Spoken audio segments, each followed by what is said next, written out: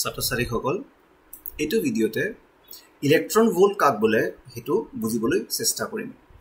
electron এটাক 1 ভোল্টৰ বিভৱৰ পাৰ্থক্যৰ মাজেৰে যদি ৰখা হয় তেতিয়া হে ত্বৰান্বিত হ'ব বা ত্বৰিত হ'ব এই ত্বৰান্বিত কৰিলে ইলেক্ট্ৰনটোৱে কি পৰিমাণৰ শক্তি লাভ কৰিব হিমানখিনি পৰিমাণৰ শক্তিৰ মানটো হ'ব 1 ইলেক্ট্ৰন ভোল্ট মানে যদি ধৰি লোৱা দুডাল ধাতুৰ পাত আছে মানে 2 ইলেক্ট্ৰিক ইলেক্ট্ৰডছ আমি ব্যাটাৰি এটা লগাই দিছো ব্যাটাৰি এটা লগতে ধৰি লোৱা 1 ভোল্টৰ ব্যাটাৰি লগাইছো আৰু এটো যেহেতু প্লাস চিনটো তাৰ মানে এডাল প্লেট প্লাস হৈ আছে এডাল মাইনাস হৈ আছে এইখিনিতে যদি এটা ইলেক্ট্ৰন ৰখা হয়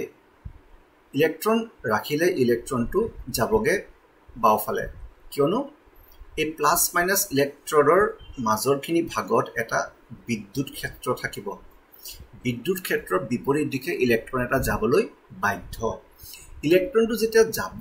তেতিয়া এইটোৱে কি পৰিমাণৰ শক্তি আহৰণ কৰিব এই ক্ষেত্ৰটোৰ পৰা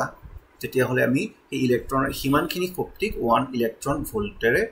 কম যদি 2 ভোল্টৰ ব্যাটাৰি লগোৱা হয় তেতিয়া এই একেখিনি ইলেক্ট্ৰনৰ 2 ইলেক্ট্ৰন ভোল্ট হ'বগে যদি 10 ভোল্টৰ ব্যাটাৰি লগোৱা হয় তেতিয়া ইয়াৰ ভিতৰত যেটো বিদ্যুৎ ক্ষেত্ৰ হেতু বেছি শক্তিশালী হ'ব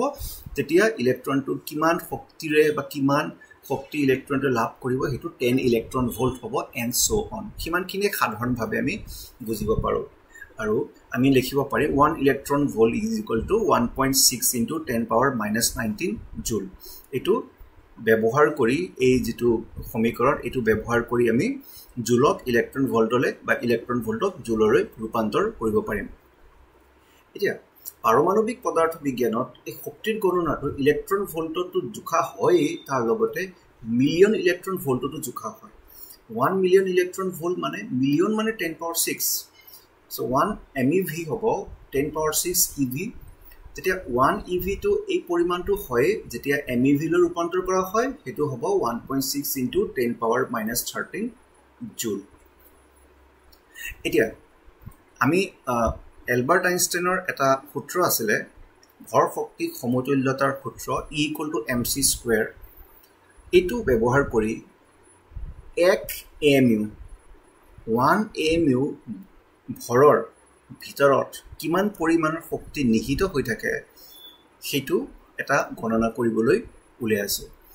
যেতিয়া 1 AMU ভৰক শক্তিলৈ ৰূপান্তৰ কৰা হয় তেতিয়া গণনাত সুবিধাৰ বাবে সেই শক্তিক ইভিত প্ৰকাশ কৰিব লাগে 1 AMU is equal to 1.66 into 10 power -27 kg এটো আমি আগৰ ভিডিওটোত পাইছিলো এই E = mc² সূত্ৰত m ৰ জাগাত এই মানটো বহুৱাই দিয়া আৰু c ৰ জাগাত 3 into 10 to the power 8 বহুৱাই দিয়ে স্কয়াৰটো থাকিবই এটো যদি হিসাব কৰিবলৈ যাও আমি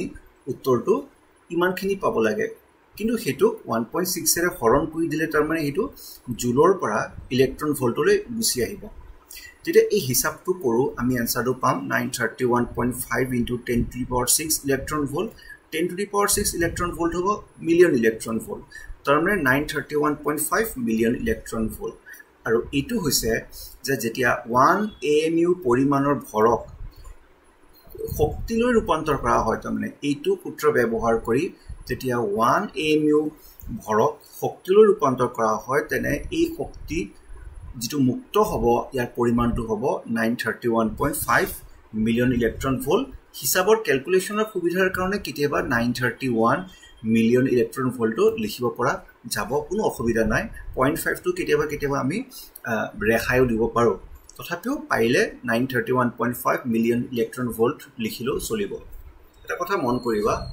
মিলিয়ন ইলেক্ট্ৰন ভোল্টে লিখি এটো উচ্চাৰণ কৰে আৰু মেগা ইলেক্ট্ৰন ভোল্ট বুলি উচ্চাৰণ নকৰে